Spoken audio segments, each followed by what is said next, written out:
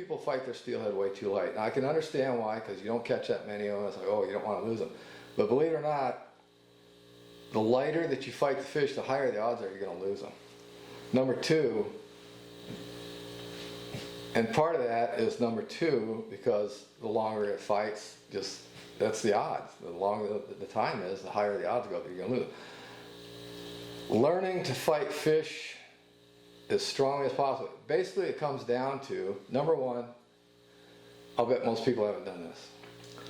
When you're fishing a 12-pound leader or a 15-pound leader, do you know what it takes to break that? What you should have done, what you should be familiar with, is taking your fly, hooking up to a tree, walk back 30, 40 feet, and see what you can do with the rod. How much bend, how much pressure can you put on that before it breaks? I'll bet that it's way more than you think. Way more than you think. Now remember that the strength of the rod is here in the butt, not in the tip. The tip is what you use for shock absorption. The butt is what you use for pulling power, all right? So when your fish runs, basically when a fish runs, you really don't want to do too much. Just let him go. The basic mantra for this is when the fish is doing something, you don't. When the fish stops doing something, you do, all right? Fish runs, let him run. Fish stops, you crank down on the pressure, and you pressure him as hard as you can. Fish starts to bounce, head shake, back off, let him do his thing till he stops. When he stops, you crank down for everything that you can do on that leader without breaking. And if you do this, you can break a fish in half the time or even less of what you're probably used to. And there is literally like, it's the only word I can think of. I know it's probably incorrect because they're not people, but there is literally a psychology thing to fish.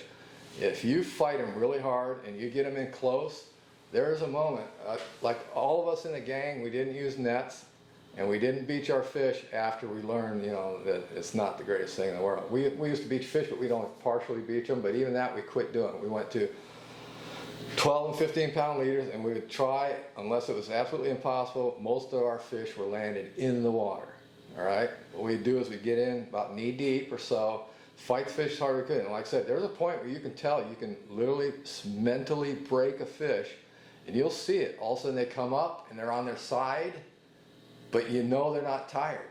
But something happened here. And when they're like that, you can take and you can grab that leader, and if you can get a hold of that fish right then, and then they'll lay there, and you can unhook them, and then when you go to turn them loose, they just go out of there, all right? That is a good catch and release. But I'll tell you this, if you don't get them at that moment, you'll see them come up, they'll be on their side, and they're kind of like this, like they're disoriented, and they're only there for a few seconds, and if you don't get them then, they go, and you've got another fight on your hands, all right?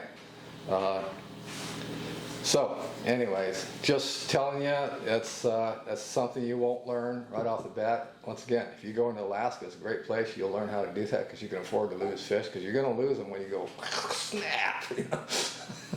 But